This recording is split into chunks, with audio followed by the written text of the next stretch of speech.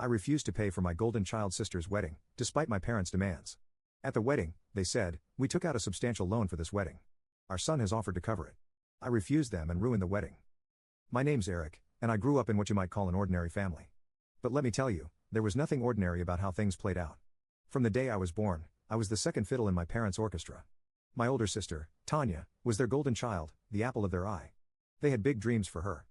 She was going to take over our family's Chinese porcelain business and make it big. Me? I was just there. Tanya got all the attention, all the praise, all the newest gadgets. Latest iPhone? Tanya had it. Newest gaming console? Tanya's. Cool party invitation? Tanya's going. Me? I was lucky if I got Tanya's hand-me-downs or a babysitter for the night. Now, don't get me wrong. I didn't hate my parents or even Tanya. I just didn't understand them. They were always trying to be something they weren't, richer, smarter, more important. It was all about appearances with them. Eric, stand up straight, Mom would hiss at family gatherings, and for goodness sake, smile. What will people think? I'd plaster on a fake smile and count the minutes until I could escape to my room. The only bright spot in all this was my grandparents, Mom's parents. They lived in a cozy little house across town, and visiting them was like stepping into another world. With them, I felt seen, loved. It was the only place I felt I could truly be myself. When Tanya graduated high school, it was a big to-do. My parents threw a lavish party, invited all their important friends, and announced proudly that Tanya would be attending some fancy-pants college they'd handpicked for her. Our girl's going places, Dad boasted, clapping Tanya on the back. She'll make the family proud. Tanya went to college, and I stayed at home. It's been a few years, and I researched schools, picked out a program I was passionate about. All I had to do was tell my parents. The next day, I gathered my courage and approached them at breakfast. Mom, Dad, I said, my voice shaking a little, I've decided on the college I want to attend. They looked at me like I'd grown a second head. College? Dad scoffed. You? Mom laughed, a high, fake sound that set my teeth on edge. Oh, Eric. Don't be silly. You don't need college. You'll work in the shop with us. But I want to study, I started, but Dad cut me off. We're not wasting money on your education, he said firmly. That money's going toward Tanya's new car. I stood there, shocked into silence.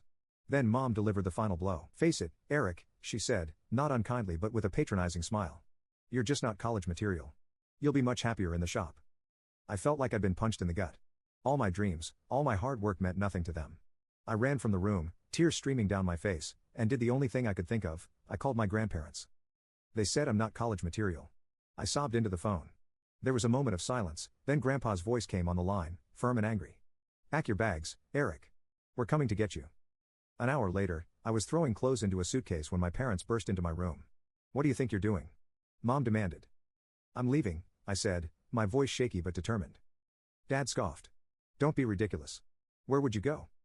Just then, the doorbell rang. I heard Grandpa's booming voice downstairs, and a wave of relief washed over me. He's coming with us, Grandpa said as he appeared in my doorway, Grandma right behind him. Now, wait just a minute, Dad started, but Grandpa cut him off. Eric's 18. He can live wherever he damn well pleases, he growled, and right now, he pleases to live with us. Mom tried to argue, but I was already hauling my suitcase down the stairs. As we drove away, I watched my childhood home disappear in the rearview mirror. I thought I'd feel sad, but all I felt was free. That night, over a home-cooked dinner, my grandparents laid out their plan. We've been saving for years, Grandma said, reaching for my hand. We always knew you were destined for great things, Eric. We want to pay for your college. And just like that, my life changed. I enrolled in the college of my dreams, ready to tackle whatever came my way. Every month, without fail, a small amount of money would appear in my account for accommodation, the note always said. I threw myself into my studies with a passion I never knew I had. Late nights in the library, heated debates in class, projects that challenged me in ways I'd never been challenged before. I loved every minute of it. One day, after presenting a particularly difficult project, my professor pulled me aside. Eric, I'm impressed, she said, a rare smile on her usually stern face. How would you like to intern at Stellar Corp this summer? My jaw dropped. Stellar Corp was the most prestigious company in the city. Everyone wanted to work there. Are you serious? I stammered. She nodded. I'm recommending you personally. Don't let me down. I practically floated out of the classroom. Me, Eric, the guy who was not college material, landing an internship at Stellar Corporation for the first time in my life, I felt like I was exactly where I was meant to be. The future was wide open, and I was ready to grab it with both hands. I was in my third year of college when the unexpected call came. My older sister, Tanya, had already graduated and landed a job. She'd been bragging about some big promotion. And now, my parents, who had hardly spoken to me in years, suddenly wanted me to come home to share in Tanya's success. I spent the next few days debating whether to go. Part of me wanted to stay away, to protect the life I'd built for myself, but another part. Well, maybe things had changed. Maybe they finally saw me differently. In the end, I decided to go.